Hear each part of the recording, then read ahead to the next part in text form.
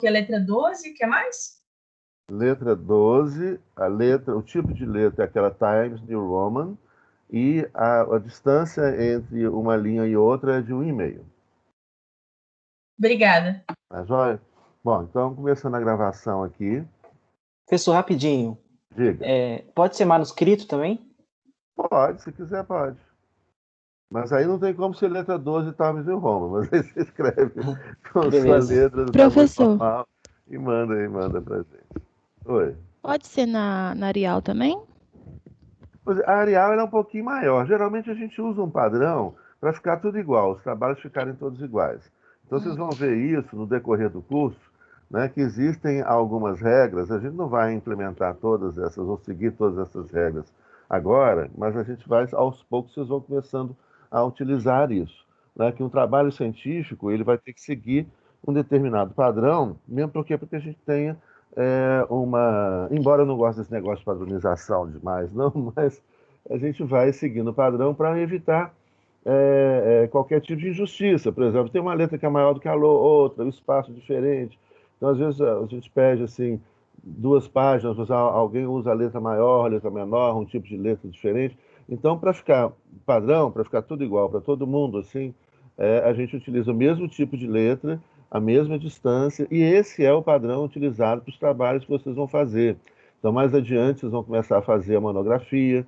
Então, depois que vocês formarem na graduação, vocês vão fazer o mestrado, depois o doutorado, e para o resto da vida acadêmica de vocês vai exigir seguir esse padrão, né, que são as normas da ABNT, que aos poucos vocês vão aprendendo, que padronizam os trabalhos científicos, de maneira que eles tenham, né, sempre o mesmo formato, para evitar isso. Por exemplo, às vezes você pode pegar um trabalho de dissertação, né? Você pega um trabalho com 120 páginas, o outro trabalho com 300 páginas, mas aí a letra é diferente, o tamanho da letra é diferente, o espaço é diferente. Então, existe esse tipo de padronização dos trabalhos científicos em todas as universidades, no Brasil inteiro, no mundo inteiro, vocês vão ter esse tipo de coisa. Tá? Então, aos poucos, vocês vão aprendendo. O primeiro passo, então, né, é isso, é o tipo de letra igual. Então, nos trabalhos científicos, a gente sempre usa o Times New Roman, né? A distância que vai ser de 1,5 e o tamanho da letra, que sempre utilizado é a letra 12. Então, aí é o primeiro passo aí para seguir essas regras da ABNT, que sempre serão exigidas para vocês, né, durante a vida acadêmica de vocês, né, para sempre, ou até o momento que eles mudarem o tipo de padrão, ou acabarem com o padrão. Mas, por enquanto, isso é geral, eles vão ter no Brasil inteiro e no mundo inteiro é utilizado, né, esse tipo de padrão. Né, letra, tamanho de letra, distância, né, entre uma letra e outra. Tá bom? Bom, então é isso. Então vamos continuar nossa. Mais alguma dúvida? Tranquilo? Então vamos continuar a nossa discussão. Acho que tem uma pergunta aqui. Maria, você já fez? Mas se você já encaminhou? Não, você já fez? Mas se está no arquivo do computador, é só você clicar ali, pum, e mudar. Né? Tranquilo. Pode sim, claro. Você já fez, Maria? Nossa, que rapidez. Não, você fez o do filme, tá? Não, legal, tá. Não estou achando que já era o questionário, estou pensando aqui no questionário. Não, legal. Não, tranquilo, beleza. Do filme, isso. Nossa, questionar, falei, nossa, tá rápida. Bom, então vamos lá, gente. Continuando, diga. Desculpa, última coisa. Tipo assim, as aulas que tá lá na primeira parte da revisão do seu questionário, a gente já teve todas? Porque eu tava dando uma olhada. Não, ainda não. Tá. É porque eu fiquei um pouco perdida. Eu falei, será que a gente já viu tudo? Eu não notei nada. Não, professor. Falta muito. Professor, diga. Só mais uma coisa. Eu fui tentar te mandar o trabalho lá pelo Canvas, na parte de tarefas, eu não consegui. Sobre o filme. Manda por e-mail. Não, eu mandei por e-mail mesmo, então tá. mas pelo Canvas eu não consegui. Não, e-mail é mais. Entendi, mais tranquilo, né? Beleza. Valeu, obrigado. Falou, tá. Bom, então é isso. Vamos então hoje, né, começar uma uma matéria nova, né, mas ainda dentro da primeira parte, né, do nosso curso. Né? Nós discutimos, e foi assim, uma discussão muito detalhada, né? Foram muitas aulas a gente discutindo aí os fundamentos da modernidade, aqueles seus princípios, né? A ideia da racionalidade moderna, seus princípios filosóficos. Então, essas aulas aí ficaram com aulas de reflexão muito completas e elas estão disponíveis também para vocês, né? No Teams mesmo e no meu canal do YouTube. Então, se vocês entrarem lá, eu já coloquei também disponíveis para vocês essas aulas, se vocês quiserem rever as aulas que foram dadas. Então, além das aulas, né, no blog, você tem também essas aulas gravadas. Então, tem muita coisa aí para vocês se divertirem, né, para matar a saudade do professor, tem muita coisa para vocês, né, estudarem. Coisa boa. Isso aí. Então, continuando, vamos ver a formação, os elementos, né, do Estado moderno, esse Estado que se constitui, então, vamos imaginar um movimento, tipo uma equação que está na base da formação desse Estado moderno. Né? Qual que é o movimento histórico que ocorre? Então, aqui o que a gente vai atrás é atrás de um núcleo de movimentação histórica que ajuda a gente a entender esses movimentos históricos que deram origem ao Estado moderno. Então, nós vamos pegar assim o que seria a essência, né? Aquela equação que está lá no núcleo da formação do Estado moderno. Obviamente que isso em cada país, em cada momento da história, em cada lugar, né, vai ter uma dinâmica própria, um monte de detalhes, né, enfim, toda uma riqueza histórica de cada sociedade, né, das sociedades, das etnias envolvidas nesse processo, os conflitos históricos, etc. Nós já falamos diversas vezes que o primeiro Estado moderno é Portugal, né, depois Espanha, depois França, Holanda, Inglaterra. Então, esses movimentos vão ocorrendo, em primeiro lugar, nesses estados. E depois isso vai seguindo nos últimos 500 anos. Grande parte dos estados modernos são formados no século XIX e século XX, né? Então é bem recente, mas o núcleo, o processo inicial de formação e de formação do sistema mundo moderno, ele começa a ocorrer lá naquela data simbólica que nós utilizamos, que é de 1492. Bom, esse estado você tem um movimento, né? Então vamos imaginar essa equação aqui. Imagina ali o rei, né? Ao lado do rei, um pouco abaixo, está lá a nobreza, né? E do outro lado também, pertinho do rei, está a burguesia. E lá embaixo, né, trabalhando, produzindo, estão os servos. Né? Servos esses, ou seja, esse regime de servidão, né, o feudalismo, ele foi formado e foi se transformando, né, no decorrer de 1000 anos. Então o início dessa história vai ser com o fim do Império Romano do Ocidente, né, onde então a população começa a se dispersar no território da Europa, né, e muitas pessoas então começam a se estabelecer em outros locais, não mais no local concentrado, né, mas disperso pelo território da Europa, né, e começam a produzir, né, trabalhar a terra, a produzir a terra, e essas pessoas vão enfrentar problemas que começam a acontecer, né, nesse seu estabelecimento ali, né? No campo, começando a produzir, domesticando os animais, produzindo agricultura, etc., utilizando, portanto, mais espaços territoriais. Então, com isso, começa a aumentar a complexidade, aos poucos vão surgindo novas cidades, né? Você começa um uso econômico mais extenso do solo, e essas pessoas que produzem, né, que trabalham, que produzem a riqueza, que produzem o alimento, né, essas pessoas não sabem mexer, né, usar tanto as armas, né, de defesa e de ataque, como outros que se especializaram nisso. Essas pessoas, então, começam a contratar, né, fazer contratos, elas são pessoas que trabalham livremente, né, mas que vão enfrentar, então, ameaças de animais selvagens, né, bandidos que vão roubar e etc., conflitos. Então, elas começam a contratar pessoas que sabem usar as armas para protegê-las. Olha que interessante isso, né?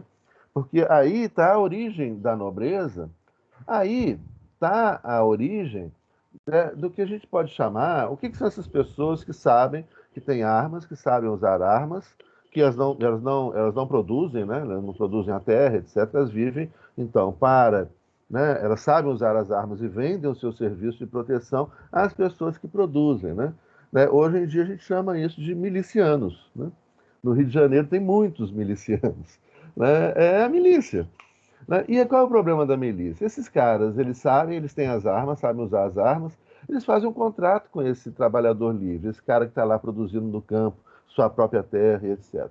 Só que como eles têm a força, né, e as armas, eles fazem um contrato, inicialmente eles cobram um valor X, eu quero aí, né, tantos por cento da sua produção, né, e como eles têm a força, eles vão aumentando, cobram 5%, daí a pouco já pede 10%, daí a pouco já pede 20%, daí a pouco já pede 50%, daí a pouco já pega 100%, daí a pouco já pega a terra do cara, daí a pouco já pega a família do sujeito e acaba a liberdade do sujeito. E isso vira o sistema feudal de servidão. Né? Isso é a servidão. Né? Tudo começou com os milicianos. Será que nós estamos, né, entrando numa nova Idade Média? Está aparecendo, né? Bastante. Né? Assim, alguns valores estão muito parecidos com a Idade Média, assim, alguns comportamentos.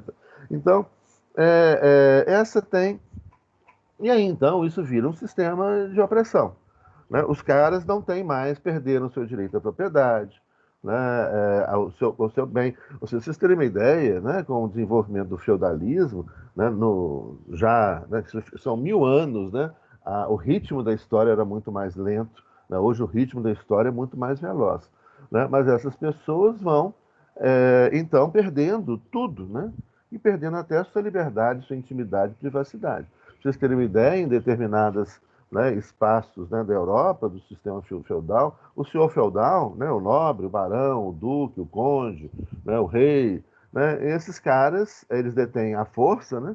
Esses caras, eles, se chegasse assim, no, perto da casa, né, de um servo, né, onde o servo mora, né, ali onde ele produz, etc. Se estivesse tendo um casamento, né, e esse senhor feudal gostasse da noiva, ele tinha o direito de passar primeiro as primeiras noites de núpcias com a noiva. Né? O cara nem o direito né, ao seu amor, à sua privacidade, à intimidade, ele tinha. Ele perde completamente, né? Perde a dignidade, perde a liberdade, perde a propriedade, perde tudo, para aqueles que têm a força. E aí, então, vai chegar um momento onde essas pessoas que produzem, né, que geram riqueza, etc., elas vão se insurgir, falar, não, chega disso. Cansei de fazer papel de otário, né, de ser oprimido, né, de não ter de trabalhar e não ter acesso ao fruto do meu trabalho, né, de não ter privacidade, intimidade, o respeito à minha casa, o respeito à minha propriedade, né, eu vou para a briga. E aí então começam as insurreições dos servos. Né? Aí está o momento da passagem do feudalismo para o Estado moderno. Né? Como é que acontece esse movimento?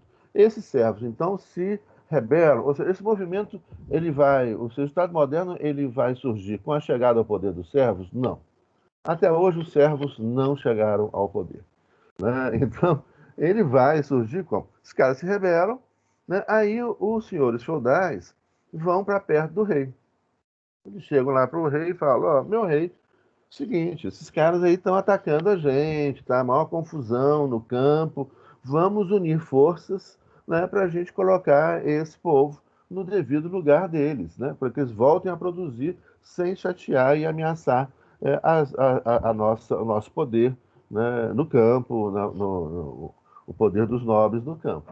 Então, é que começa essa aliança entre o rei e os senhores feudais. Né? Obviamente, aqui, como eu disse, é uma simplificação. Então, como se fosse uma equação. Né?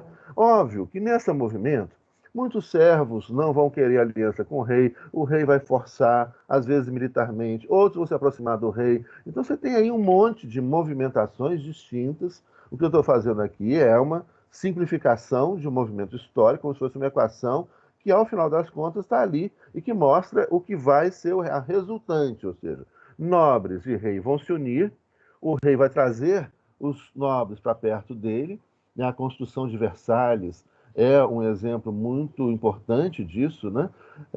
O rei, né, Luís XIV, Versalhes é construída, né, durante o reinado de Luís XIV, que inaugura, de alguma forma, né, o Estado francês. Ele diz, l'état c'est moi, o Estado sou eu encarno o poder do Estado, vou trazer todos os nobres agora para perto para morar comigo no mesmo castelo, né, mantenha, né, os amigos por perto e os inimigos mais perto ainda, fique de olho nos inimigos, vai trazer todo mundo ali para perto, vai dar muita diversão para o povo, festa toda semana, né, vai inventar, né, invenção da etiqueta, né, vocês já leram sobre isso? Né, esses caras, né, Versalhes não tem, é um palácio gigante, né, que não tem banheiro, por exemplo. Né? Os caras, eles faziam cocô, xixi, as pessoas, né, faziam cocô, xixi em vasos, os servos lá recolhiam, né, aqueles vasos, ficavam na porta da casa, né, não era muito assim, você imagina só, né, como é que a gente vê esses filmes românticos, né, eles não eram muito, os reis franceses tomavam banho quando nasciam, quando casavam e quando morriam, né? E eles acreditavam que a sujeira que ficava assim na pele era uma proteção contra as doenças, né? Não se conhecia nessa época, né, o conceito de vírus nem de bactérias, né? Então esses micro-organismos, né, que geram doenças, naquela época eles não tinham conhecimento disso, né? Então, exatamente. Aí botava muito perfume que abafava, né, aquele cheirinho agradável. Agora imagina que naquela época não tinha pasta de dente, né? Então, assim, naquele romance, eles vão dar aquele beijo na boca, eu falo, nossa, aquele bafo. E o problema todo, né, é que os caras comiam, as pessoas comiam, e por isso tanta doença, exatamente. As pessoas comiam carne, né?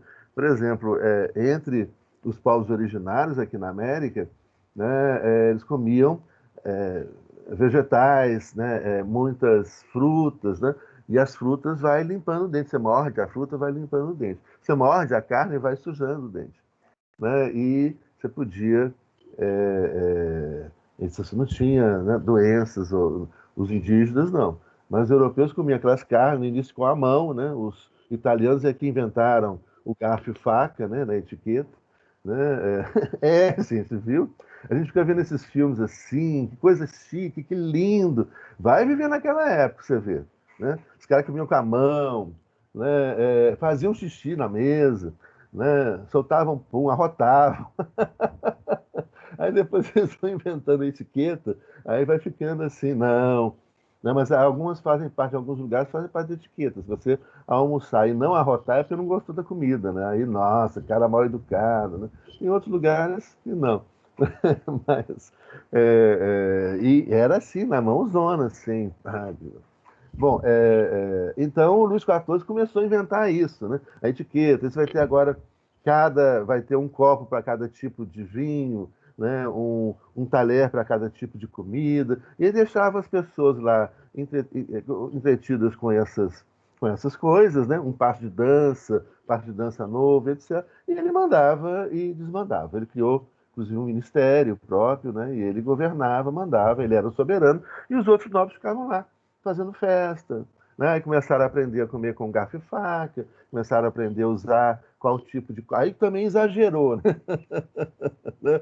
Aí você vai ter um copo para cada tipo de bebida, um copo para cada tipo de vinho, né? Aí depois os alemães, um copo para cada tipo de cerveja, né? Então hoje é uma festa, né? Essa quantidade de coisa assim, que dá distração às pessoas enquanto o rei ficava lá, né? Fazendo o que interessa, né?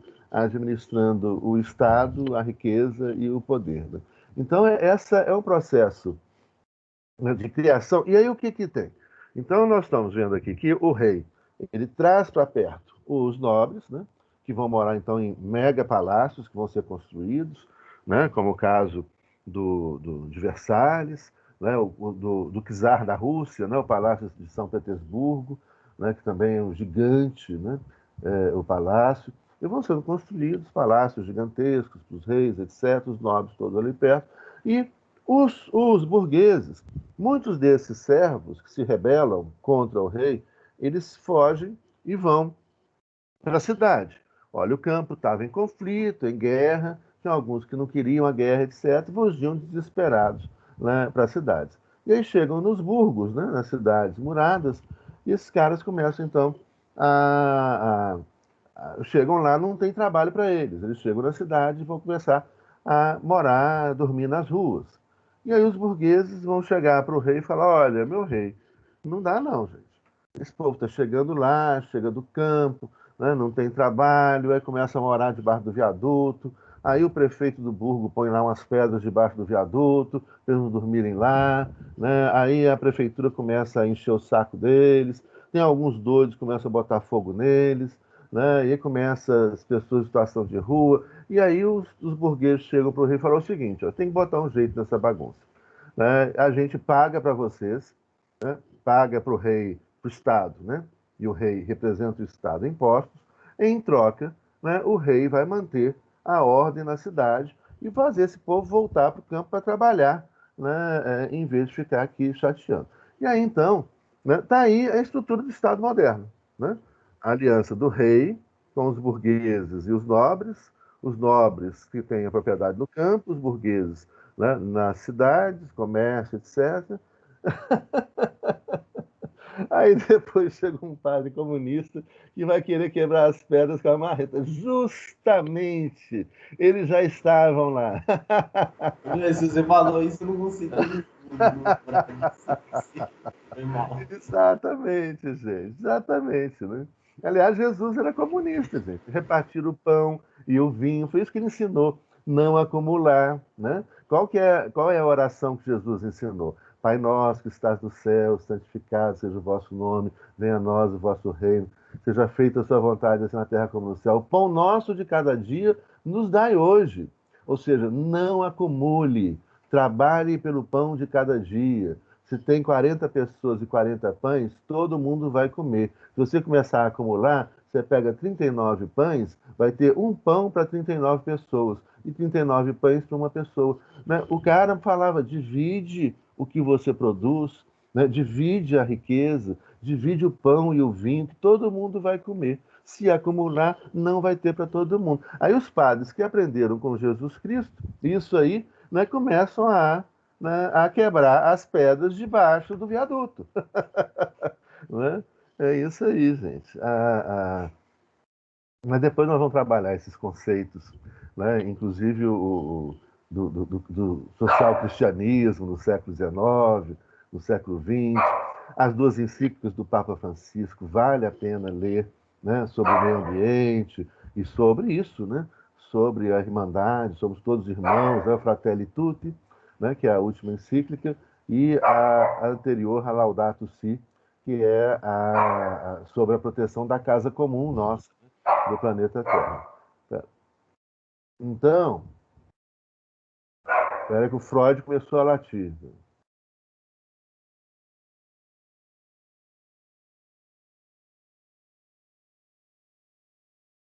Freud quer dar aula também, professor.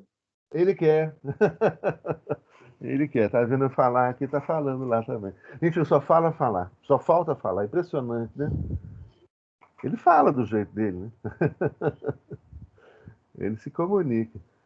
Bom, a aliança, então, é isso, né? Você tem, qual que é o movimento que você tem ali? A insurreição dos servos, né, contra os nobres, depois de tanta opressão, eles perdem tudo, etc. Os nobres fazem uma aliança com o rei e unificam o exército.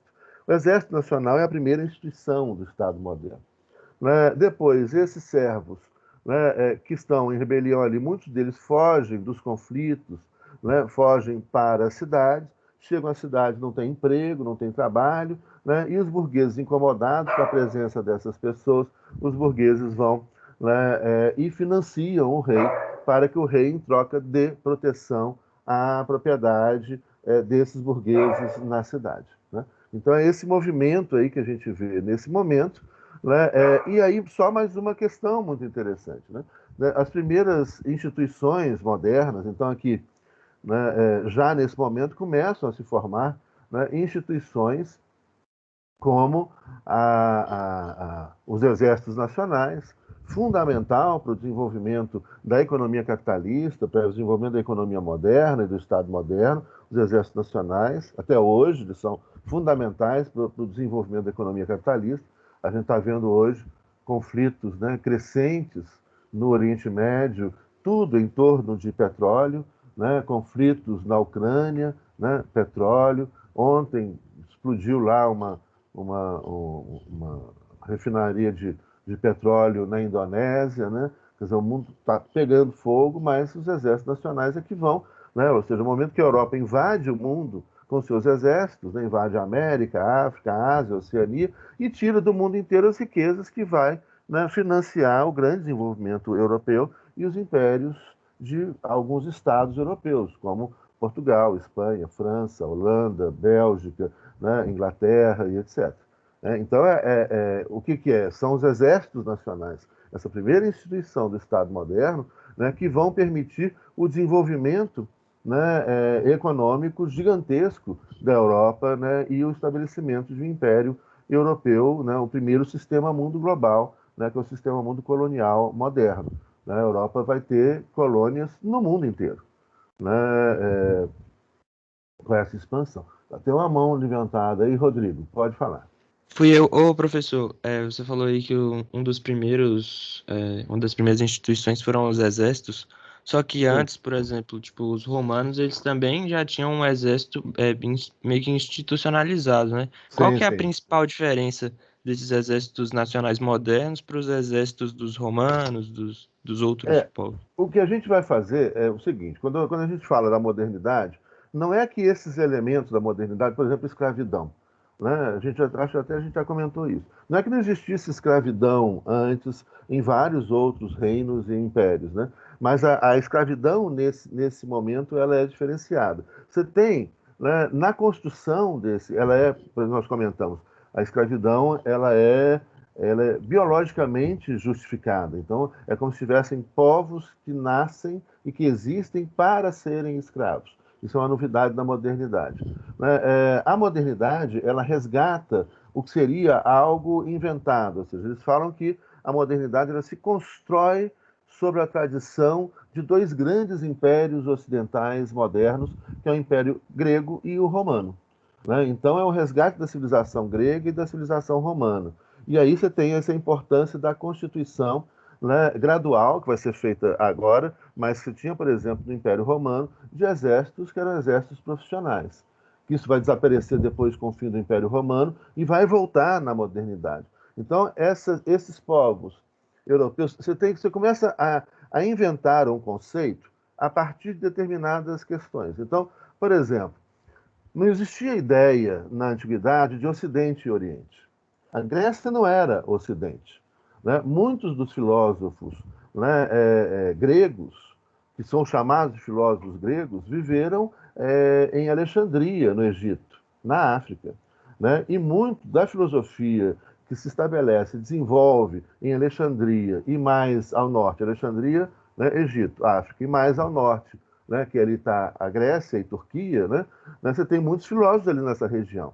Então, não existia esse conceito de Ocidente e Oriente, que o Ocidente é melhor do que o Oriente. Essas ideias, elas são construções ideológicas, né, teóricas da modernidade para justificar a hegemonia europeia. Então, essa coisa, o grego é ocidental. O grego é ocidental a partir da modernidade. Né? Não existia Ocidente naquela época. A visão que a gente tem, né, no senso comum, né, mas que está muito presente nos filmes, né, europeus, os filmes de Hollywood, né, naquele filme 300 de Esparta, né, que é horroroso, gente, aquele filme, né, porque os caras põem lá a gente tem lá 300, né, guerreiros gregos que tem todos malhadões, gente. Naquela época não tinha academia. Quer dizer, tinha academia, mas não tinha esses aparelhos que trabalham cada gominho da barriga, né?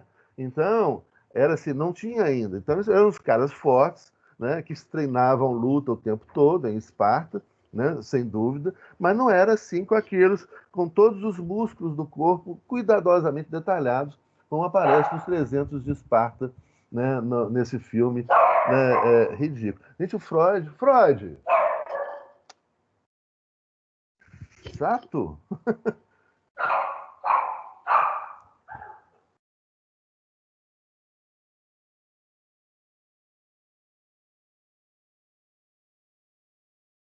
Ô, o professor tem uma cadeira gamer brava, viu?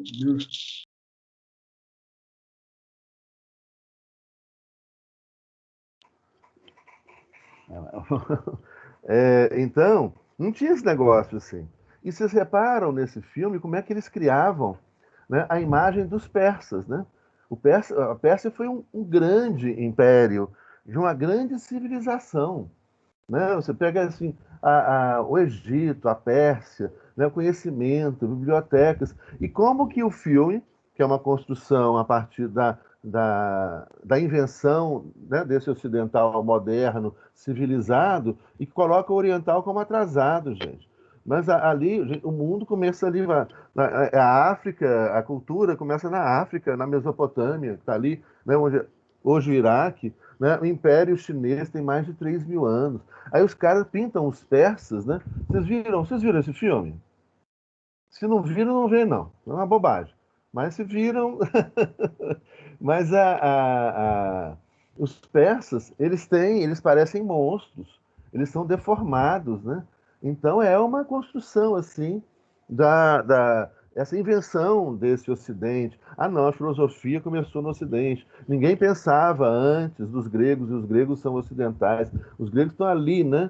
Na tábua da beirada, ali, logo ali depois da Grécia, começa o Oriente. Aí a Turquia tem um pedacinho, né, no Ocidente, que é na Europa, né, e por isso que ela queria, né, fazer parte da União Europeia, mas faz parte da OTAN. Né, a Turquia tem um pedacinho ali, que é onde está Istambul, né, que foi a capital do Império Otomano e outros impérios anteriores, né, mas a Turquia, o território turco, é majoritariamente na Ásia, né, com um pedacinho na Europa. Então a Turquia já é essa divisão, né?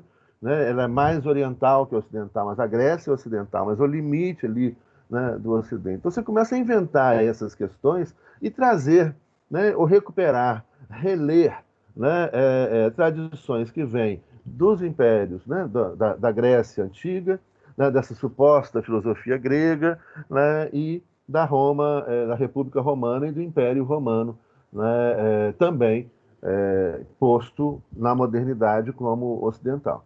Então, sim, você tinha um exército extremamente treinado, extremamente eficiente no Império Romano, né, mas ocorreram também outros impérios, né, e com outros exércitos também muito poderosos e muito treinados também, né, na antiguidade. Os espartanos, né, são um exemplo anterior disso. Os caras viviam para treinar e para se preparar, né, para a guerra lá e treinavam. Né? A gente já comentou sobre um livro, não comentou? Sobre a, o livro Eunucos pelo Reino de Deus, de uma teóloga alemã, já comentamos. Né? Ô, gente, se eu repetir coisa aqui, é porque eu dou a mesma matéria para a turma da noite. Então, às vezes, dá a sensação que eu já falei alguma coisa. Então, se eu começar a falar de novo alguma coisa, você fala, professor, já falou isso. Porque às vezes eu lembro, não, eu estou com a sensação que eu já falei isso. Mas aí agora eu não sei se foi para a turma da noite ou para a turma da manhã, que é a mesma matéria e não está, uma começou depois da outra, então não está exatamente a mesma matéria. Então, às vezes, vem essa sensação assim de um déjà vu. Aí vocês me avisam, professor, você já falou isso. Então aí eu paro de falar para evitar vocês ouvirem de novo, né, a mesma coisa. Então, então sim, né, você tem aí a recuperação desse exército, né, mas uma coisa que você tem agora, né, na modernidade, que é muito interessante, que é uma discussão também que vem até a contemporaneidade, né? Os romanos tinham um exército profissional. Né? No Estado moderno, né, esse exército, ou seja, onde é que o rei vai buscar as pessoas que vão constituir essa força, né, do Estado, esse exército nacional? É entre os que eram servos que se tornam súditos. E a concepção de muitos exércitos nacionais, né, modernos até hoje, ainda vai buscar entre os que já foram servos, se tornaram súditos e que, a partir do Estado Constitucional, se transformaram em cidadãos. Vai buscar entre os cidadãos esses que vão constituir o Exército. Né? No Brasil, por exemplo, ainda é assim. Né? Hoje, cada vez menos, né, você tem a utilização desse tipo de força armada nacional, que seria o povo em armas. Você tem uma vantagem e tem também uma desvantagem. Né? Qual é? A guerra ela é cada vez mais profissionalizada. Pois é, eu não sei, que eu acho que eu já falei isso à noite. Se eu já tiver falado isso, vocês me avisam. A guerra ela é cada vez mais profissionalizada. Né? Então, os exércitos, e os principais exércitos do mundo, eles vão cada vez mais, né, utilizando tropas profissionais, ou seja, o cara que escolhe a carreira militar. Vou dar um exemplo de uma diferença disso. Primeiro, o que seria positivo?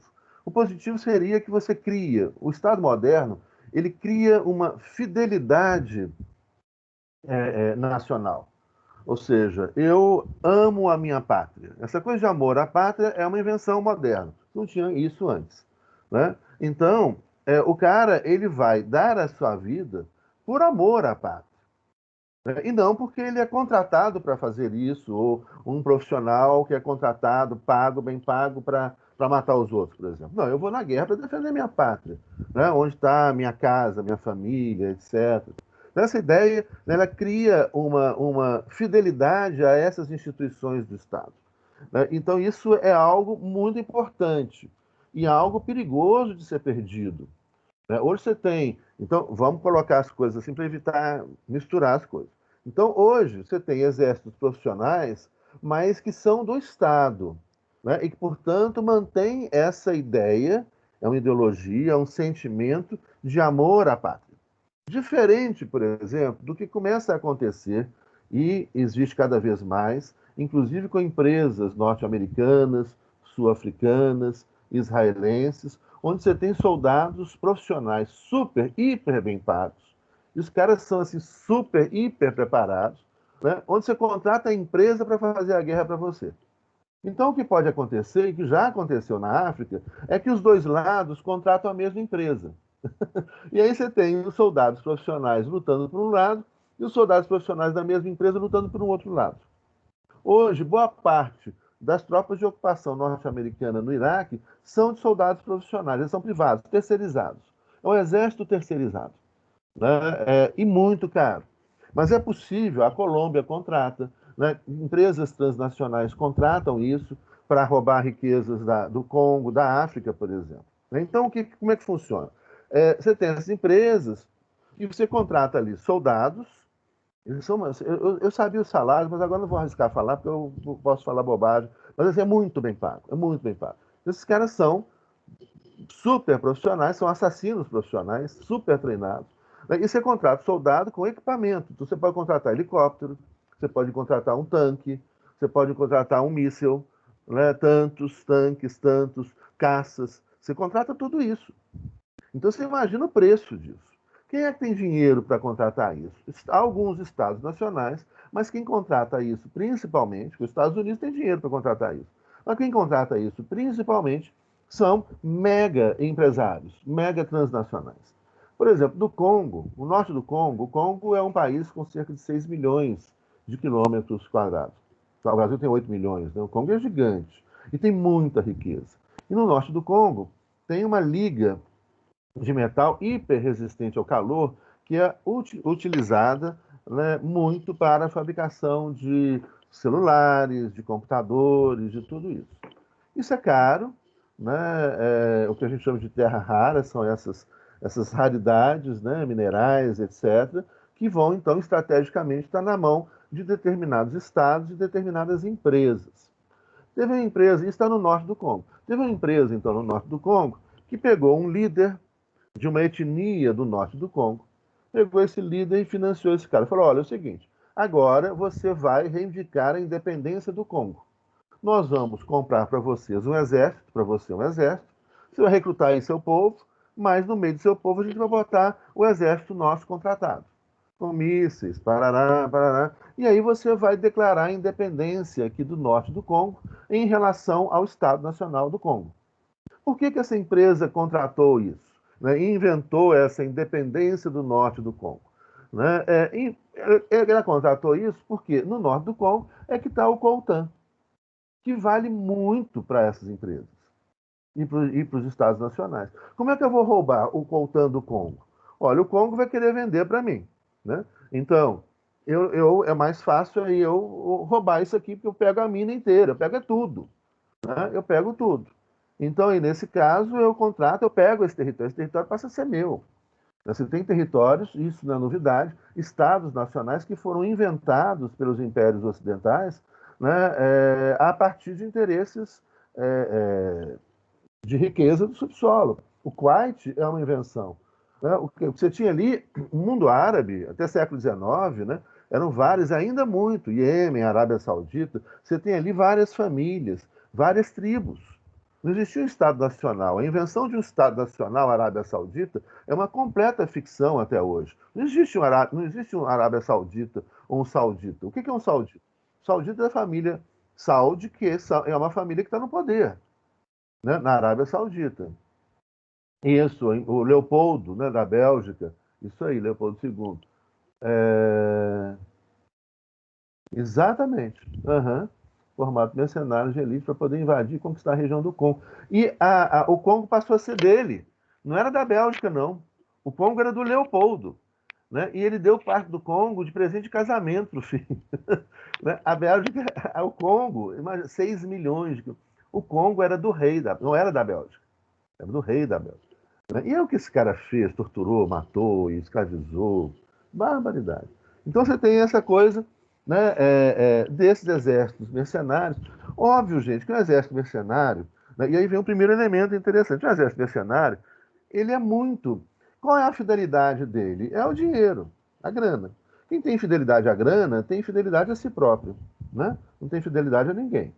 Então, é óbvio que nesse sentido, né, um exército nacional ideológico, que acredita no Estado Nacional, que luta pela pátria, que chora pela bandeira, que luta e morre pela bandeira, ele é muito mais eficaz do que um exército mercenário, tradicionalmente falando. Né? Então, esses exércitos nacionais sairiam vitoriosos. Só que a questão é que, com o tempo, né, a profissionalização, os armamentos, o preço dos armamentos, etc., né, vai fazer com que, e a profissionalização desses caras aqui, vai fazer com que eles sejam, os exércitos privados, sejam muito eficientes também, né, pela grana. Mas é isso. A mesma grana que contratou esse exército para lutar por um lado, é a mesma grana que pode contratar o mesmo exército para lutar por um outro lado. O que, então, não tem nos exércitos nacionais. Só que os exércitos nacionais precisam, assim como os romanos eram, né, precisam ser profissionais, eles precisam ser superiores. Então, o que você tem é um caminho de profissionalização desses exércitos nacionais, onde, então, você tem soldados, né, que continuam sendo do Estado, né, amor à pátria, etc., mas muito bem treinados para aquela missão. Então, em vez de eu ter o povo em armas, né, jovens de 18 anos indo para a guerra, eu vou ter um cara de carreira, que escolheu essa carreira, que gosta dessa carreira, que vai pelo amor à pátria, mas também de forma profissional.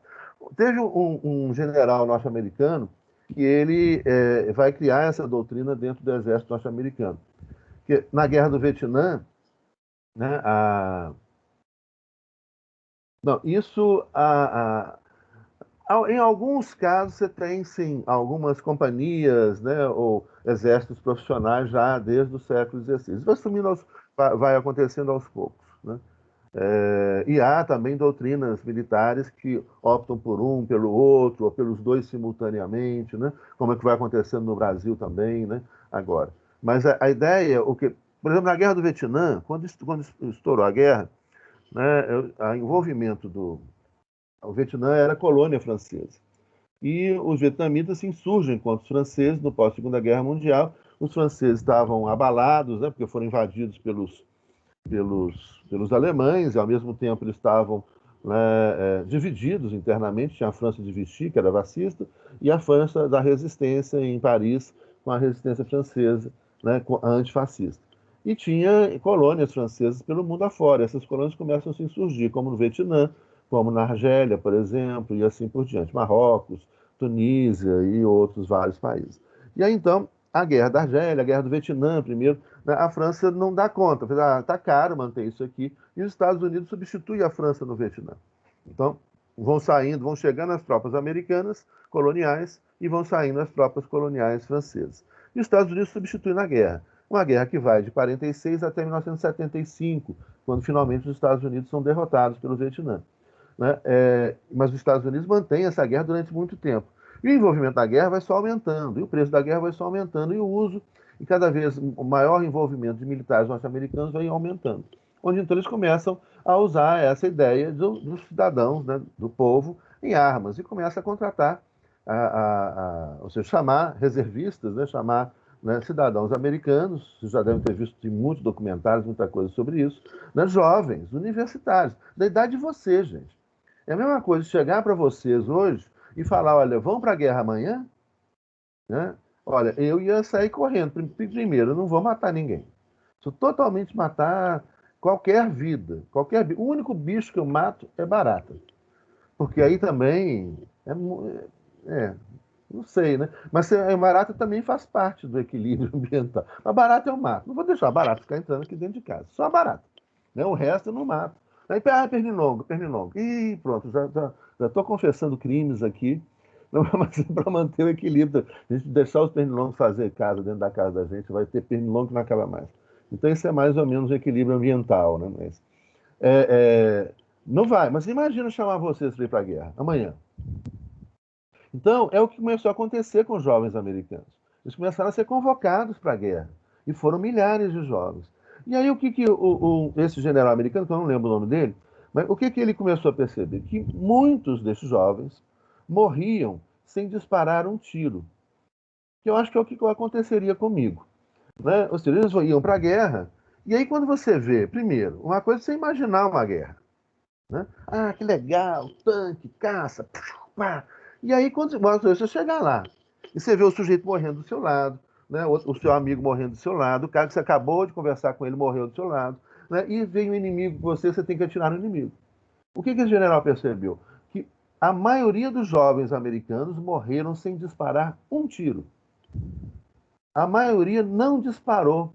Por quê? Porque eles não eram assassinos profissionais. Eles não foram treinados para isso. Eles tiveram um treinamento de 2, 3 meses e foram mandados para a guerra. Né? Como é que eu vou sair matando? Não mata.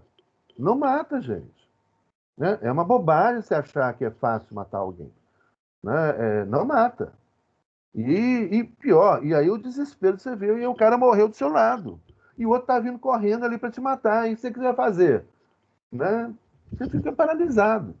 E aí, então, é que esse general cria a ideia, a doutrina de incentivar, aumentar isso cada vez mais nos Estados Unidos, tropas que são profissionais, ou seja, o cara é treinado para matar.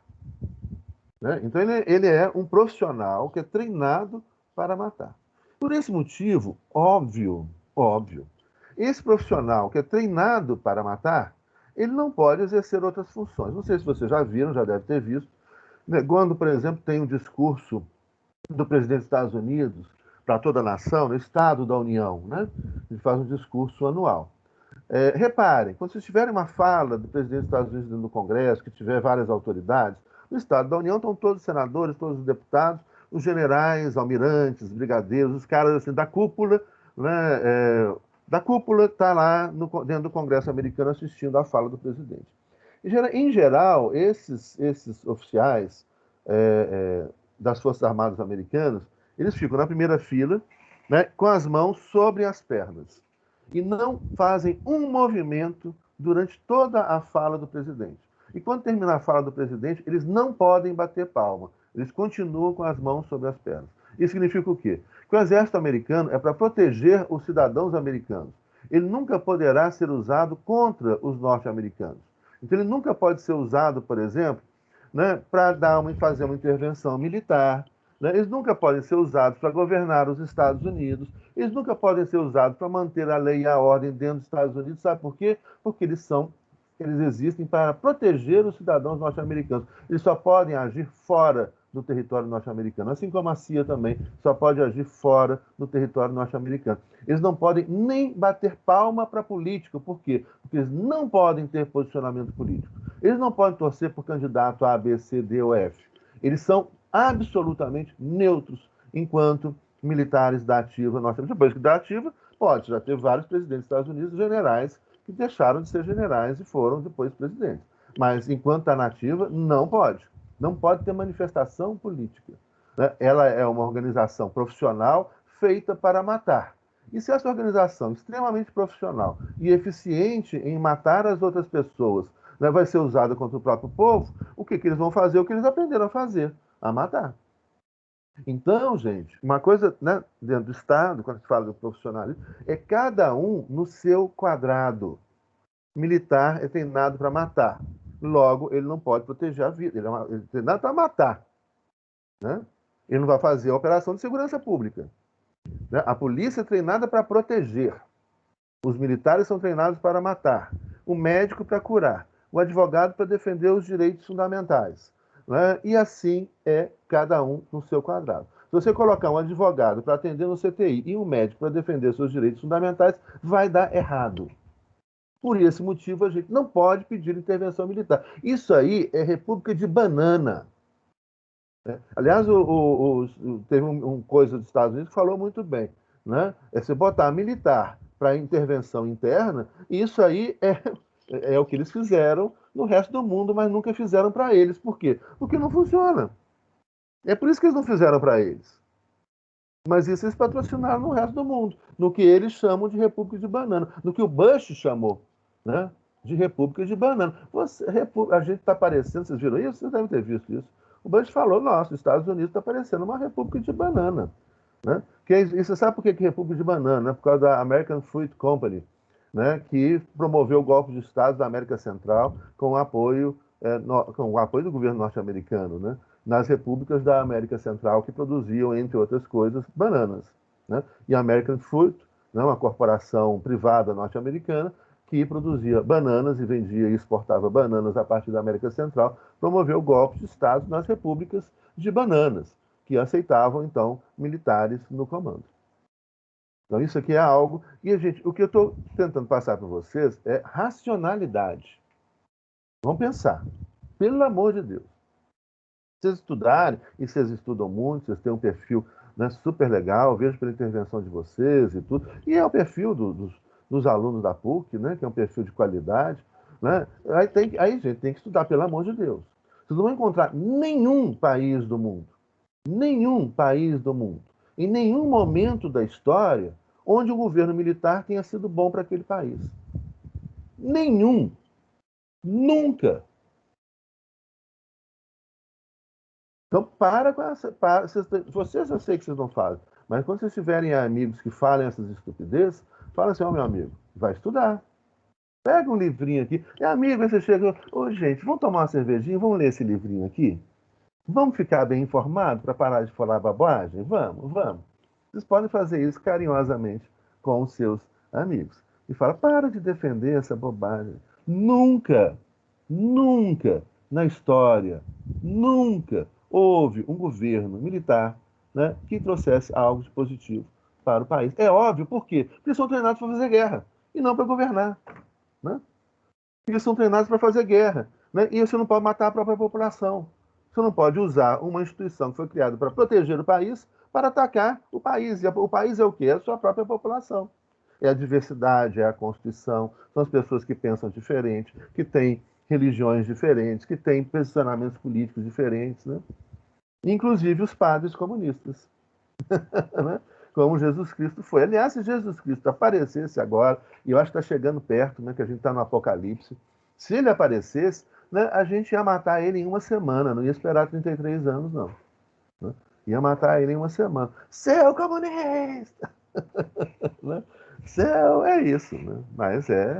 Mas isso é, e aí recomendo, assistam um vídeo sensacional, vou escrever aqui para vocês.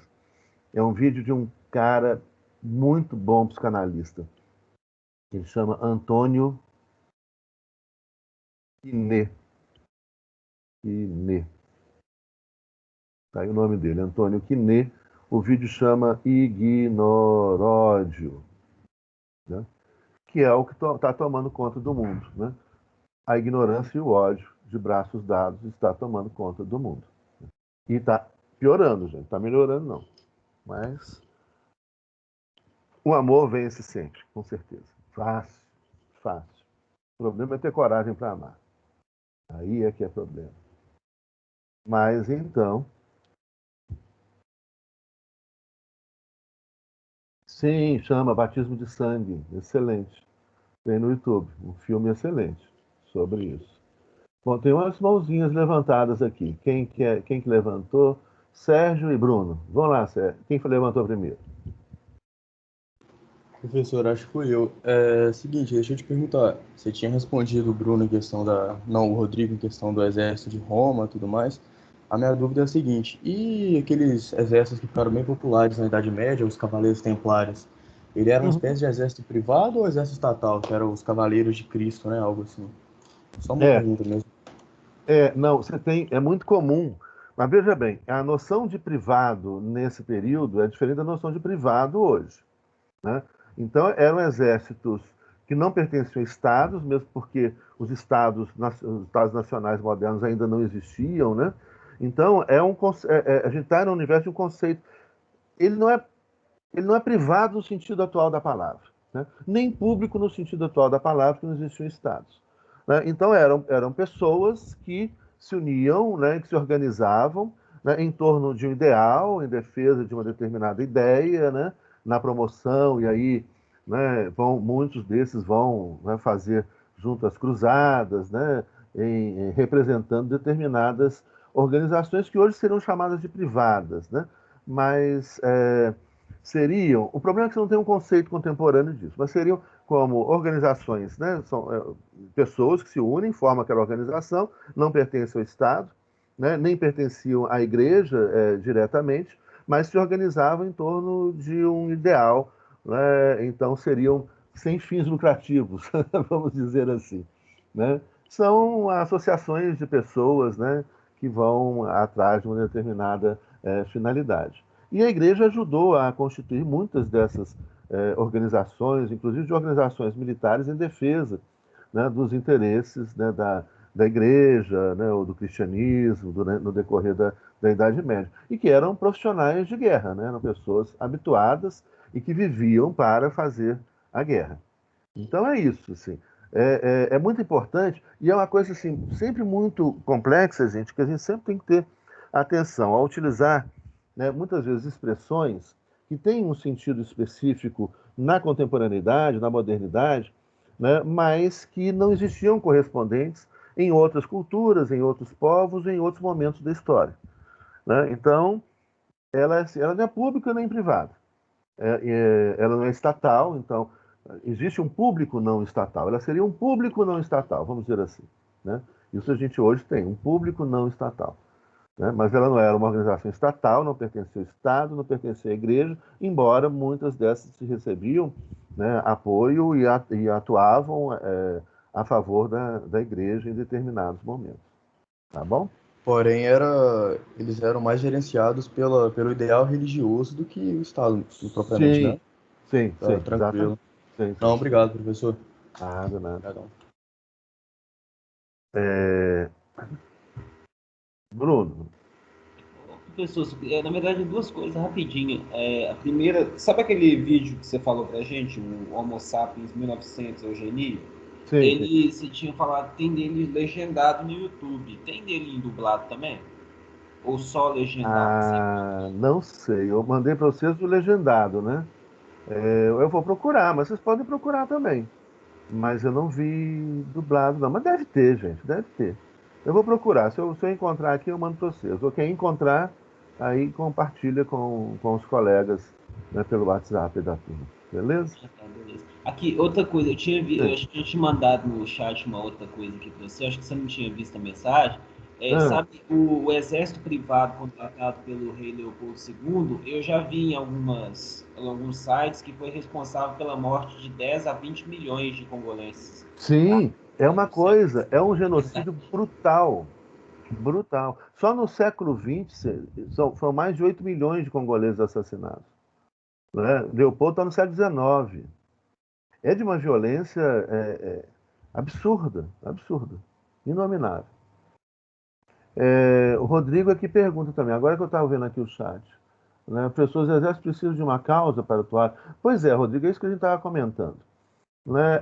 A ideia, e Os exércitos, vocês já devem ter visto em vários filmes, né? Desde alguns filmes que retratam a antiguidade, né? Outros exércitos espalhados aí pela história da humanidade em vários momentos, né? Costuma aparecer sempre o general, né? Tem aquele filme sobre o Alexandre o Grande, né? Que aparece, não sei, não sabemos, né? Se Alexandre o Grande fazia discurso para suas tropas. Provavelmente fizesse, né? Napoleão Bonaparte, em frente às suas tropas, né? Fazendo um discurso para as tropas. Por exemplo, Júlio César, né? Você tem hoje material que a gente tem conhecimento, farto material de propaganda, né? Utilizado, feito pelo exército americano, vocês encontram isso no YouTube muito, né? Que eram vídeos que os soldados norte-americanos assistiam antes de embarcar para a Alemanha, que era justamente uma maneira de dar uma causa para eles, né? Que não seja simplesmente, e que mesmo assim, nesses casos não tinha, né? Mas que não seja em alguns casos tinha, outros não, né? Uma recompensa pelo saque, o dinheiro, né? Mas, ou seja, há uma causa, ou seja, um valor pelo qual lutar, né? Esse valor pelo qual lutar, ele é muito eficiente. Então, por exemplo, quando a gente fala da constituição dos exércitos nacionais, né, a ideia, né, no momento que se constitui os exércitos nacionais e você inventa a identidade nacional, você está colocando, então, para esses militares, né, para esse exército nacional, determinados valores, determinado sentido para a vida deles, sentido para a luta deles, sentido para eles entregarem a sua vida, né, que é essa causa para eles atuarem. Isso faz muita diferença. Hoje em dia, tem muita gente que defende, né, o fim do Estado, né, defende a privatização da polícia, a privatização dos exércitos, né, que são principalmente grandes empresários, né, o pessoal da direita ou da extrema-direita defende muito isso. Eles não sabem a armadilha que eles estão construindo para eles mesmos, né? É que ter pessoas que vão cuidar, né, ou cuidar da propriedade deles, da segurança deles, que são movidas exclusivamente pelo dinheiro. Eles vão dançar. Olha, acabar com o Estado seria muito pior utilizando um conceito simplificador, nós vamos ganhando assim em complexidade com as aulas, gente. Então, por favor, me perdoem uma outra simplificação, mas é para introduzir o problema, depois a gente vai, né, aprofundando e discutindo isso melhor. Mas o Estado moderno, ele serviu muito mais ao que tradicionalmente se chama de interesses da direita, ou seja, a propriedade privada, a propriedade dos nobres e dos burgueses, né, do que aos chamados tradicionalmente interesses da esquerda, ou seja, os operários, né, e súditos, servos ou trabalhadores no sistema liberal, né? Ou seja, o que a gente vai ver na história do funcionamento do Estado é que o Estado foi criado por nobres, burgueses e o rei, né, que criam as instituições estatais para servirem aos interesses dos nobres, burgueses e rei, né? Então, basta ler a história, que a história, todo exemplo vai ser só reforçando isso que eu acabei de dizer, né? Então, você tem você vai ter alguns estados que se constituíram no século XX enquanto estados socialistas, onde supostamente a ideia desses estados e então da estrutura estatal, das Forças Armadas e da Polícia, seria para servir os trabalhadores. Era a União Soviética, por exemplo. Mas todos os outros estados é para servir os empresários, né, e nobreza onde permaneceu, né? E isso é muito claro, assim, não precisa muito esforço para a gente perceber isso. Então, você acabar com o Estado é muito pior para a direita do que para a esquerda, né? Acabar com os exércitos nacionais é muito pior para a direita do que para a esquerda. Acabar com a polícia, né, é muito pior para a direita do que para a esquerda, né? Mas, assim, eu estou colocando aqui uma reflexão aberta para vocês. Tem um tempo já que eu não ligo ele, então talvez esteja sem bateria. Mas Ó, tem alguém falando aí. Quem é? Gabriel, pode falar.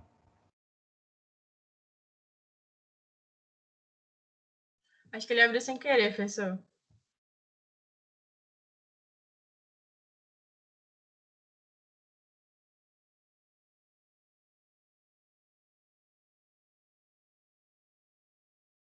Oi. O que aconteceu? Sumiu, voltou? Estão me ouvindo? Agora sim. Ah, tá. Tá, mas então, gente, isso que eu estou colocando é uma brutal simplificação, né? Mas ela tem uma razão de ser. E ela é confirmada, vamos dizer assim, ela é confirmada diria, sem medo de errar, em 90% dos casos, né? Então a gente tem, daí que o senso comum, né, ele expõe muito, né, as pessoas a contradições que vêm por causa do desconhecimento da história, né, do desconhecimento dos fatos e etc. Né? Mas a gente vê, e a gente pode ver isso, pode ver muitas vezes pelo comportamento de muitas instituições públicas diante de pessoas com origens sociais diferentes, né? Como se comporta o Estado, por exemplo, com uma população pobre ou extremamente pobre, e como se comporta o Estado com uma população rica ou de classe média alta e etc. O comportamento do Estado é muito diferente. O nível de educação, né, a abordagem que o Estado faz, e etc., ele é muito diferente. E isso vai ajudando a revelar justamente isso. Quem criou o Estado? Para quem foi criado o Estado? Por que foi criado o Estado? Para quem serve o Estado? Né? Se serve a todos os cidadãos, aí nós estaríamos numa democracia, né? Ou seja, um Estado que serve igualmente a todos os cidadãos. Será que existe esse Estado que serve igualmente a todos os cidadãos? Eu acho que há alguns próximos disso, né? Já há outros Estados que vão servir, né, a uma parte e a outra parte, né? Então a gente vai... Isso, gente, não é difícil de identificar, né? Agora, mas precisa estudar, né, e ir buscando pesquisas, etc., que ajudam a gente a avaliar isso.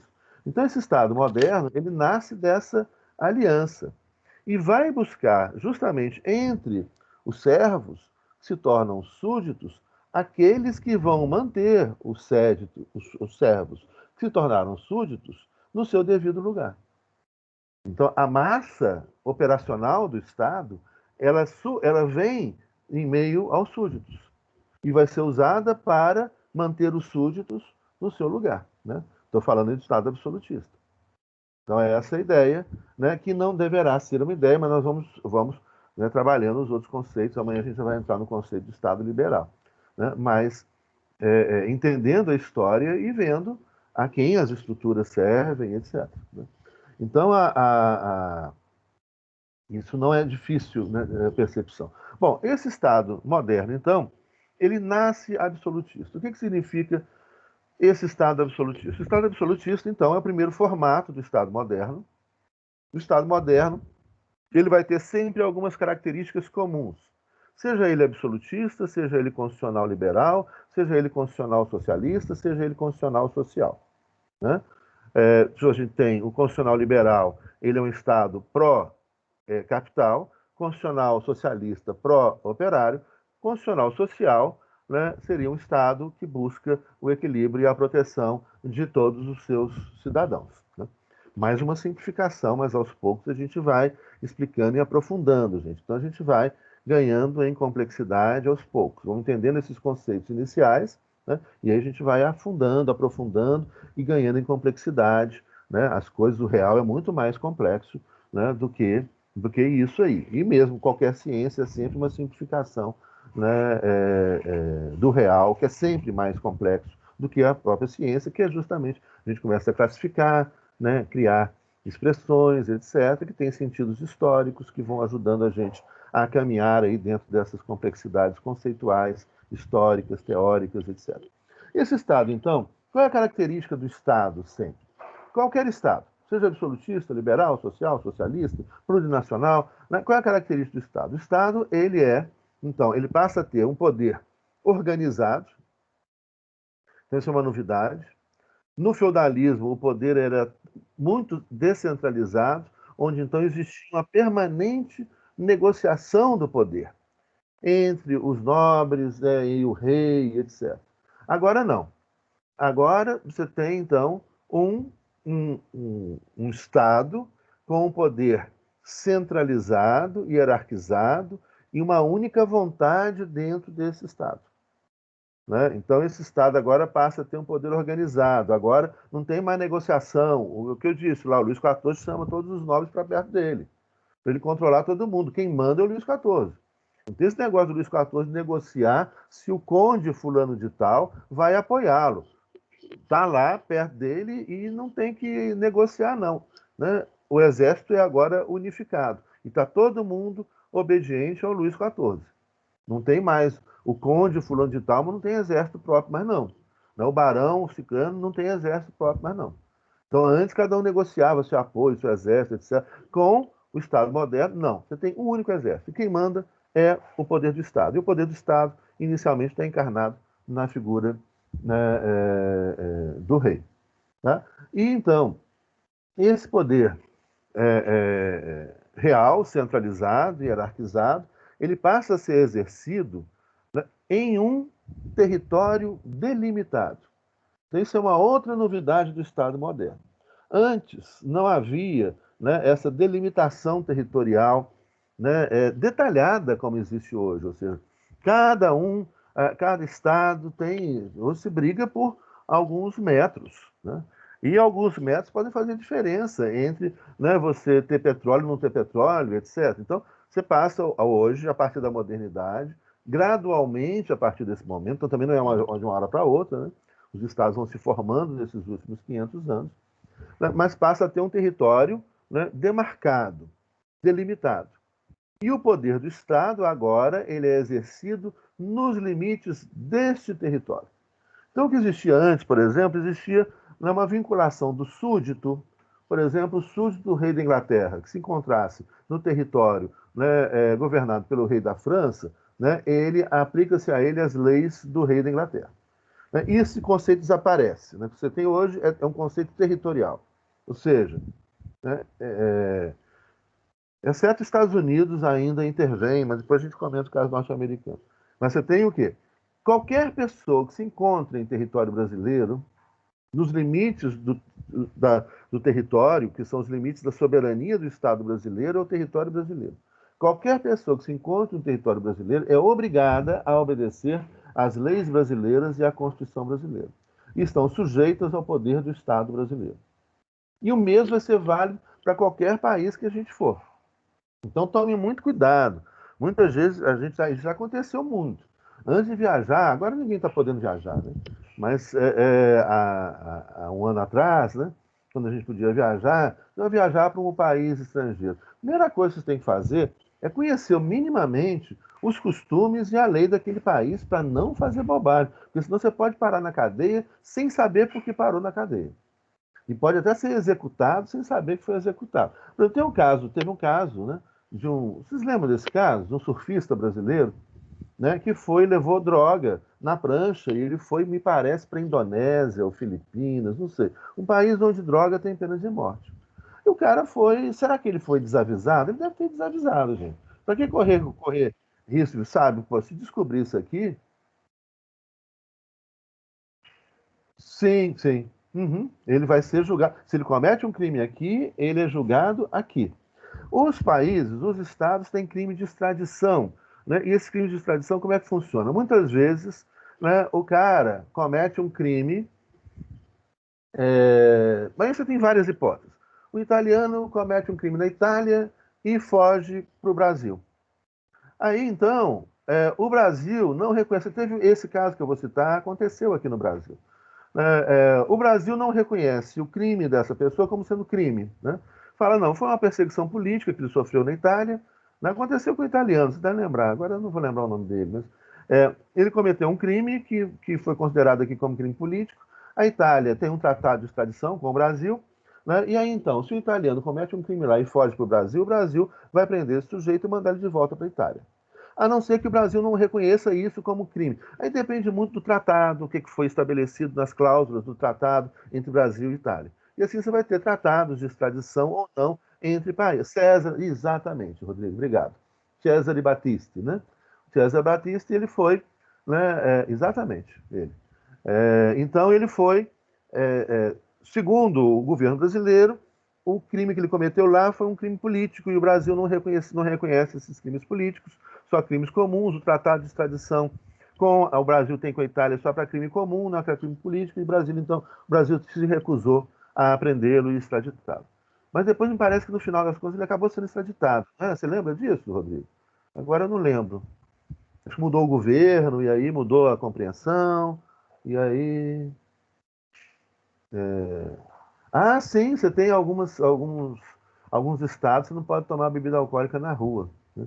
Exatamente, vai fazer isso lá, de bobo. Vai preso. Passa uma semana na cadeia lá. Né? Vai tomar uma cervejinha na rua. Né? Tá. E olha isso dentro do carro também, não pode ser em público.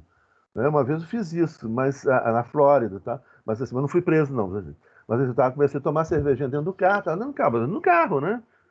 Tem problema. Aí eu estava com um amigo, falou, não faz isso não, que eu não sei como é que é aqui na Flórida, não sei como é que é. Aí na hora eu falei, não, eu tô achando que eu estou no Brasil, a gente pode tomar cervejinha. E não estava dirigindo não, gente, eu estava no banco do lado, tá? Então não estava, para o que eu conhecia do direito brasileiro, cometendo nenhuma irregularidade. Mas a gente tem que conhecer o direito de onde a gente está indo, né? Então não brinca não, que pode. E o cara lá, então isso depende muito do tratado. Veja bem, agora, se esse cara vem para cá e comete o crime aqui, ele vai responder à lei aqui.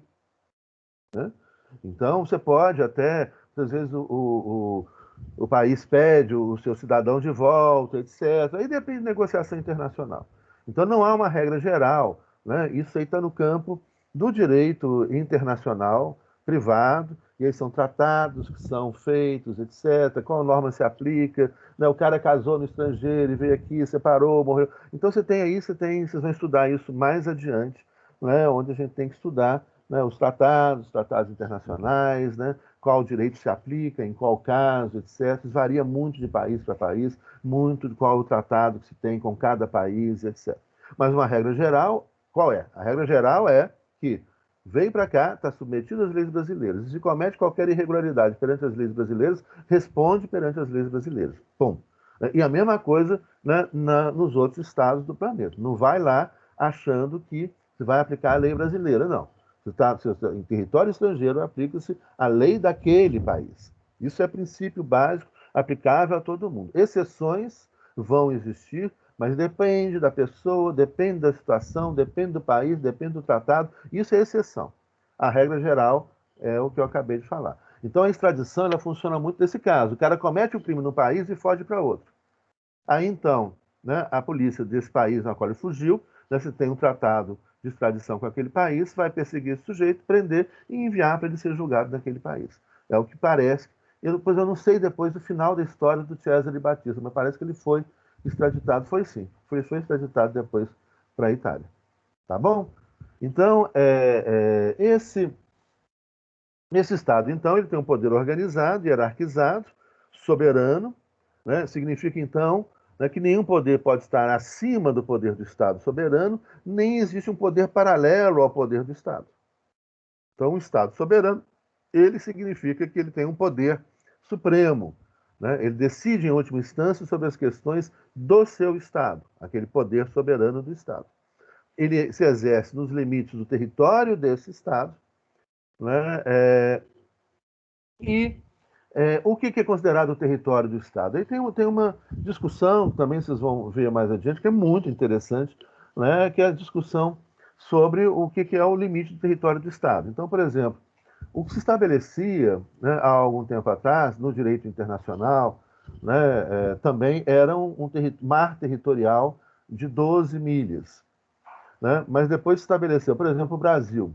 Né, ele tem a soberania sobre suas 12 milhas, né, mas ele reivindica e tem, né, reconhecido por muitos países. Os Estados Unidos não reconhece isso da gente, mas tem reconhecido, né, as 200 milhas territoriais. Ou seja, o Brasil pode explorar, por exemplo, petróleo nas nossas 200 milhas da costa brasileira, e esse petróleo pertence ao Brasil. Está aí, por exemplo, o petróleo do pré-sal. Né? Agora, por exemplo, tem uma reivindicação portuguesa fantástica, interessantíssima, porque Portugal tem, né, algumas ilhas que estão lá quase no meio do Atlântico, entre Portugal você pega o mapa ali, entre Portugal e Estados Unidos, entre Portugal, Nova York, Washington, né, tá ali mais ou menos na mesma linha, né, ali no meio, mais para o lado da Europa do que do lado dos Estados Unidos, mas ali no meio tem algumas ilhas de soberania portuguesa, né, Madeira, Açores, né, tem algumas ilhas, as Ilhas Canárias da Espanha, mais ao sul. E essas ilhas, então, implicam no mar territorial de Portugal. E há hoje uma discussão no direito internacional, isso está em discussão, não tem decisão ainda, né, que, por exemplo, você tem a área de soberania do Estado português e uma área, né, de soberania do Estado para exploração econômica. Por exemplo, se descobre petróleo ali, que vai, então, ser o correspondente à plataforma territorial daquele Estado. O que seria a plataforma? Vou fazer um desenho aqui, não tem quadro, né? Vou fazer um desenho aqui para a gente...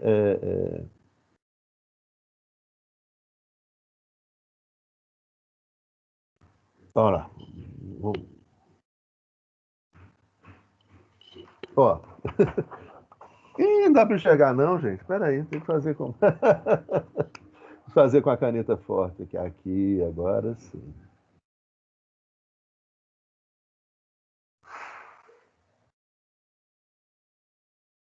Olha lá. Você tem território, aí aqui é o mar, né? E aí esse mar aqui, até 12 milhas, soberania do Estado. Só que há uma discussão hoje em curso, né, que toda a área que estaria na plataforma continental, então, ou seja, tem uma área da plataforma continental que vai, né, fazer tipo uma fissura aqui onde começa uma outra plataforma. Por exemplo, seriam essas plataformas aqui que entram em choque, etc., que causam terremotos, etc. Então você tem uma discussão hoje no Ártico. O Ártico está degelando. Já é possível hoje passar navios pelo Ártico onde não tinha como passar.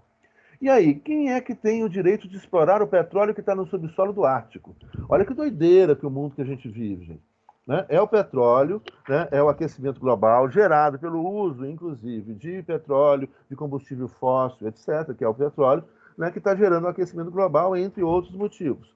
E aí, mal está degelando o Ártico, os caras já querem explorar mais petróleo no Ártico. E ali você tem plataformas que se chocam, né?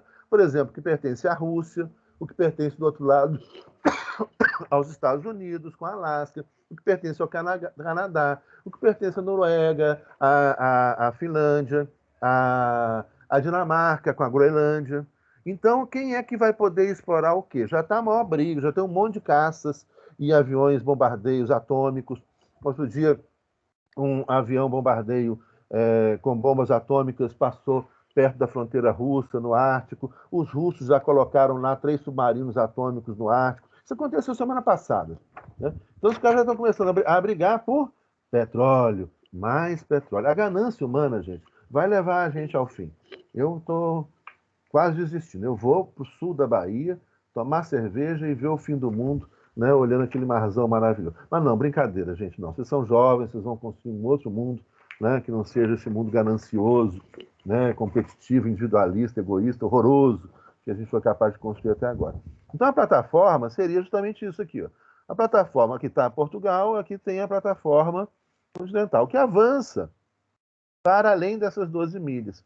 E aí o que os portugueses estão reivindicando é que se você pegar a plataforma também daquelas ilhas, os Açores, etc., junta tudo.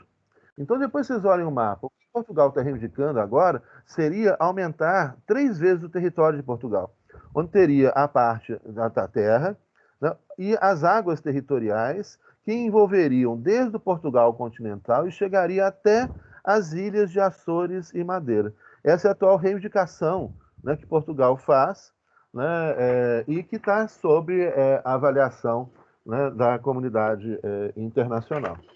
Então, isso é uma discussão. Antigamente era mais simples. Como é que você media, né, as águas territoriais de um Estado? Era até onde, né, ele fosse capaz de defender o seu território.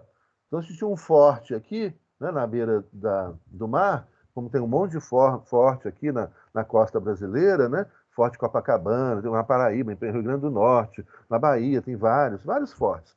Né? Então, era o que o canhão daquele forte atingia. Então, o navio que estava aqui, né, ele ficava gozando a cara dos portugueses, seu bala não me atinge, aqui não era mais área soberana. Seria até a capacidade que ele tem de defender. Só que isso não se aplica hoje, por quê? Hoje você tem mísseis transcontinentais, você tem caças que viajam a 20 mil metros de altitude, que chegam à estratosfera, né? Ou mais de 20 mil metros de altitude. Né? Então, se você for pela tecnologia, aí, bom, Estados Unidos, Rússia e China é a dona de tudo. Né? E aí vai ter guerra. Né? Aliás, é o que não está muito longe de acontecer. Então, seria o território, inicialmente, quando você pensa em território do Estado, é justamente isso. Né? É a terra, as águas territoriais, até o limite da possibilidade de defesa das águas territoriais, o espaço aéreo, até o limite de defesa do espaço aéreo. Então, falar isso no século XV, XVI, não tem espaço aéreo. Né? Vai subir numa árvore. Então, depois já começa. Na Guerra Civil Americana, por exemplo, no século XIX, já se utilizam balões. Né? Depois vem na Primeira Guerra Mundial os primeiros aviões, aqueles aviões biplanos com 3 asas ou 2 asas. Né? E depois, hoje, você tem caças, ou você tem até a estratosfera ou até o espaço. Né? Hoje já começa a competição pelo espaço. Vocês já devem ter lido também, gente. O mundo está mal barato, está assim, muito emocionante. Você já tem hoje tropas aeroespaciais. Né? O exército russo, a Força Aérea Russa é chamada de Força Aérea Aeroespacial. Os Estados Unidos criou uma força espacial. Né? E a China, a Rússia, estão já querendo criar uma base na Lua antes que os americanos o façam. Né? Mas os americanos já foram lá antes, colocaram a bandeira americana na Lua. E aí vai Marte, né? Nós já estamos mandando, agora já pensando num voo tripulado até Marte em 2030. Então aquilo que está nos filmes de ficção está assim, ó, liberou geral. Está muito interessante. Nós, né, que vivemos nesse momento presente, estamos vendo um mundo em transformação radical, né, extremamente perigoso, mas o que vem daí é novo e vocês vão estar participando disso. A gente já tem direito, eu devo participar de uma banca de doutorado, já tem uns 4, 5 anos, de um militar da Força Aérea Brasileira, né, que ele trabalhava de direito aeroespacial. Há um direito aeroespacial. Né? Não trabalhar além do direito da natureza, além do direito da diversidade, né, um direito do espaço. Como é que não vai regular o espaço? Né? Você já tem hoje nos Estados Unidos pesquisas científicas de empresas privadas que já vão preparar uma viagem para a Lua, né, financiada por um mega magnata. Aí já não é o Estado mais, é uma empresa privada que quer ir para a Lua. Né? Uma empresa privada que começa a ver como é que vai para Marte. Aí vocês veem esses filmes de ficção, aí a gente começa a viajar. Né? Sim, daqui a pouco vamos, Bruno. Estamos mesmo. Né? Marte. Isso se não acabar a vida aqui na Terra antes. A vida nossa, né? Porque a vida no planeta continua. Se não acabar a humanidade antes, com tanto egoísmo, individualismo, né? E aí é o principal inimigo, né, da vida, né? É o egoísmo. Né? É uma droga isso. Droga mesmo. Inclusive que afeta. Então, você tem o supersolo, que hoje vai falar, olha, ainda hoje se discute isso. Né? O supersolo, o que é? O espaço aéreo de um país. É a capacidade que esse país tem de defender seu espaço aéreo. Então, Estados Unidos, China e Rússia é até a estratosfera. E tem outros também que adquirem isso, Inglaterra, França, etc. Mas depois nós vamos comentar sobre soberania desses países medianos. Né? Soberano mesmo, gente, soberano hoje no mundo mesmo, é só Estados Unidos, China e Rússia. Talvez Índia. Né? Não tem mais ninguém soberano, mas a gente, na próxima aula, amanhã a gente conversa sobre isso. O resto é só discurso. Soberano mesmo é quem? Né? Quem tem poder de verdade. Estados Unidos, Rússia, China e Índia. Né? Índia, mais Irã, talvez. Irã, talvez. E estou olhando o mapa aqui. Tem um mapa aqui na frente, aqui no meu escritório. Né? Eu estou olhando aqui para ver se eu vejo mais algum aqui. Tem não. Tem não. É isso. Ó. Estados Unidos, China e Rússia, muito. Índia e Irã, mais ou menos. Acabou. Né? Nem Coreia do Norte, fala, porque Coreia do Norte se isola, etc., mas a Coreia do Norte está subordinada à China. A Coreia do Norte faz o que a China quer. Né? Corre um risco de talvez exagerar, mas sim. né? Talvez aqui perto da gente, qual? Cuba. Talvez seja o único soberano aqui perto da gente, mas mesmo assim, Cuba mas não se submete a políticas, né? E não tem submetido nem a Rússia e a China. Já submeteu a União Soviética, na época da União Soviética. Acabou a União Soviética. E aí, não vejo mais nenhum. O resto tudo está em pacto, subordinado aos que mandam no mundo, né? Aos que mandam no mundo. E talvez, por aí. Bom, gente, então, já esse território, então, vai até a estratosfera, desse país que tem condição de sua estratosfera. Isso aí Cuba não tem, não. Irã e Índia tem. Vai reduzindo, viu? Vai sobrando pouca gente. Vai até a capacidade de exploração do seu subsolo. Então, é território do Estado hoje, não era no século XVI, óbvio, o subsolo. Então, ou seja, a capacidade de explorar as riquezas do subsolo, né, pertencem ao Estado. Na nossa Constituição isso também está expresso. Então, as riquezas do subsolo, não só da nossa parte de terra, né, mas a parte também de mar territorial, né, que é o pré-sal, por exemplo, que está no nosso subsolo.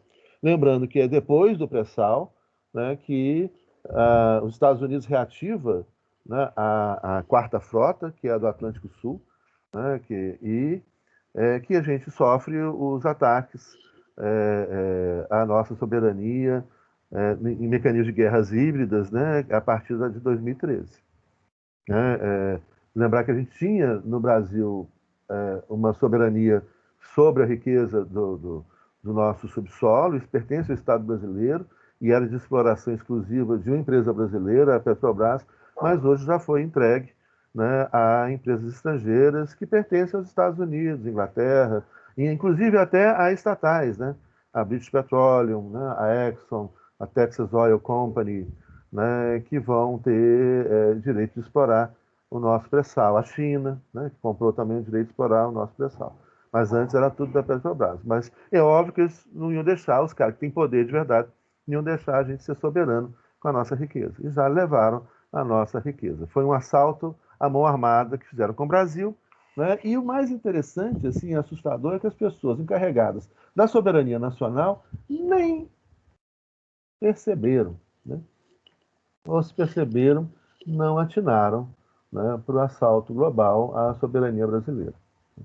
O Brasil que vinha construindo aí, né, um espaço de soberania, etc., mas que e sempre fomos atacados. Mas também amanhã a gente debate isso com mais vagar e com mais cuidado. Bom, tem uma pergunta? Pode falar. Não, é porque, tipo assim, eu fiquei um pouco perdida, porque você falou sobre o Estado absolutista, e aí você falou uma frase assim, que era o primeiro formato do Estado moderno. Eu escrevi errado ou é isso mesmo? É isso mesmo.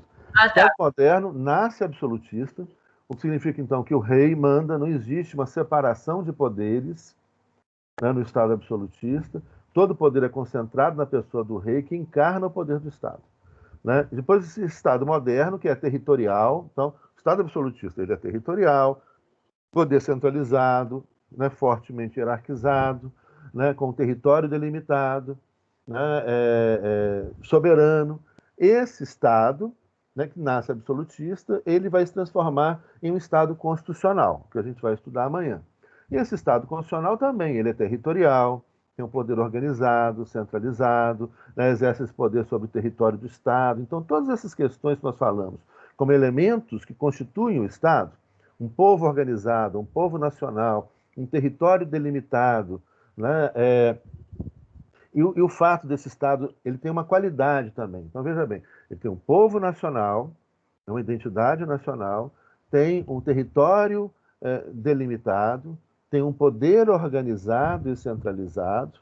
Então, essas três características estão presentes em qualquer Estado, né? Seja um Estado soberano ou não soberano, um Estado absolutista, ou um Estado liberal, um Estado socialista, um Estado social, ou um Estado plurinacional. Essas características estão lá.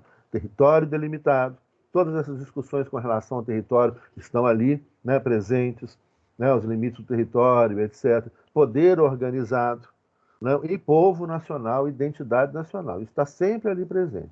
Além disso, esse Estado pode ter uma qualidade ou não. Ou seja, ele pode ser soberano ou não. Isso é uma qualidade do Estado, né? E aí, então, isso nós vamos trabalhar amanhã. A soberania, né, interna, que é a ideia de supremacia do poder dentro do próprio território do Estado. Então, é o Estado que tem a última palavra nas questões internas. E soberania externa, que é sinônimo de independência. Ou seja, significa que esse Estado não está subordinado a nenhuma potência estrangeira, a nenhum outro Estado, a nenhuma empresa, a nenhum poder, seja privado ou público, a nenhum império, a nenhuma igreja, né? Porque os Estados foram e são subordinados muitas vezes a igrejas, a impérios, a outros Estados, a empresas privadas, né, que hoje são mais poderosas que os Estados, que a maior parte dos Estados. Então, isso compromete a soberania, né?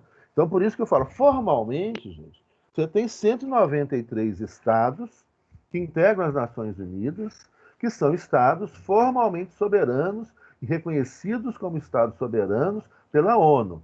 193.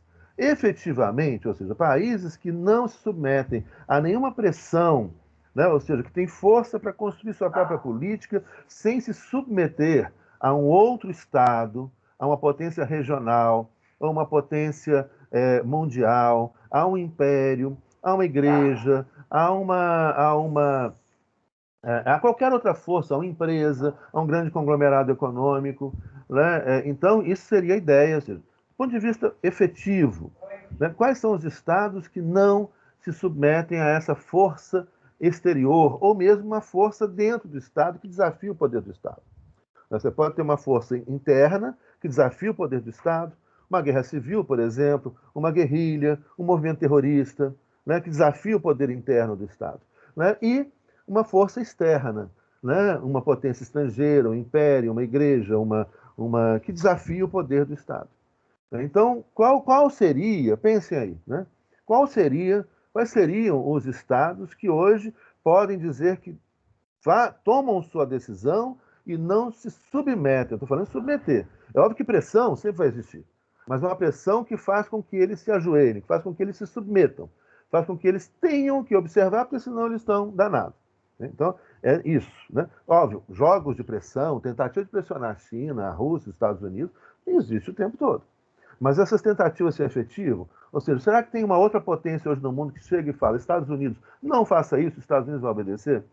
Será que tem isso que acontece com a China, com a Rússia, né? Ou com a Índia, ou o Irã? Índia e Irã já são potências regionais, então já é mais complicado. Mas a Índia está lá, desafiando a China, que está tentando submeter, e a Índia não deixa, né? O Irã também está lá, desafiando todo mundo e também não deixa.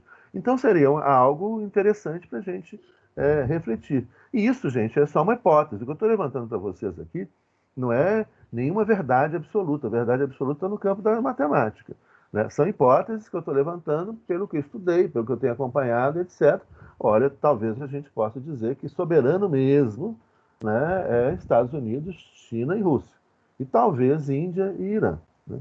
Mas vocês podem encontrar outros exemplos, né? Cuba é um exemplo interessante, porque hoje Cuba não está submetido a nenhuma potência regional nem global, né? Mas tem limites que são limites econômicos muito, muito sérios, né? Então, vamos pensando aí juntos isso aí. Professor, só para confirmar, no seu blog é necessário rever as aulas 1 até 4 para ver a matéria para o questionário? Não, a matéria para o questionário vê a primeira parte toda. Pode ver tudo para responder o questionário. E vou contar um segredo para vocês aqui, mas vocês não contem para vocês mesmos. Depois do questionário tem a correção de todo o questionário, tudo resumidinho assim, para vocês se organizarem aí, tá bom? Então já tem até o vídeo corrigindo o questionário. Então a ideia, gente, aqui não é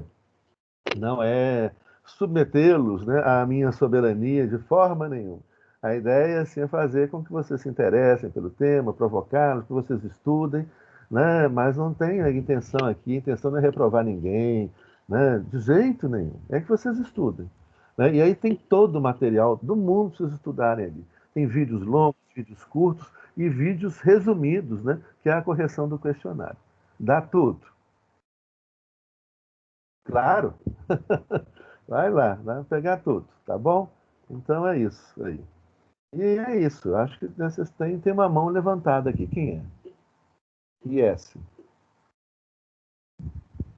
Ô, professor, tinha sido Oi. eu, é que Sim. eu postei ali, você tinha perguntado o que aconteceu com ele. Parece que ele pegou uma prisão perpétua na Itália, ele foi capturado. Ah, tá. Então ele foi. Só um segundo, peraí, gente. Oi, Pérez, eu estou acabando a aula aqui, você pode me dar daqui a 10 minutinhos, faz um favor? Tá, Joia, falou, obrigado. É que eu tinha marcado uma conversa aqui mais adiante. Bom, pois é, eu tinha ideia de que depois mudou o governo, eu acho que foi no governo Temer, né? E fizeram então a extradição dele e ele foi julgado e condenado. Foi em dezembro de 2018. Então era o governo Temer, não era? É. Era o governo Temer ainda, era o governo Temer, isso mesmo. Então é isso, gente. Mais alguma questão? Beleza? Por hoje, então, é isto. Amanhã continuamos. E para variar, nós passamos do nosso tempo. Nós estamos batendo recordes diários. Mas é isso. A gente fala uns 10 minutos a mais, 15 minutos a mais. No final, fica sobrando tempo. Bom demais. Tudo de bom, então, gente. Até amanhã. Abração. Tchau, professor. Até amanhã. Até, professor. Obrigadão. Tchau. Amanhã. Falou, professor, com Deus. Falou. Amém. Até mais.